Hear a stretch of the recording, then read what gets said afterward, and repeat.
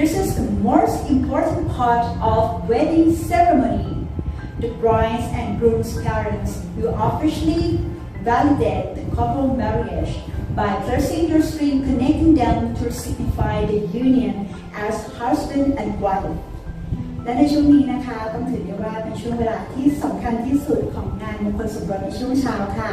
โดยคุณพ่อคุณแม่ของผู้บ่าวสาวนะคะจะได้ทำการสวมมงคลแฝดเพื่อเป็นสิริมงคลให้กับผู้บ่าวสาวค่ะ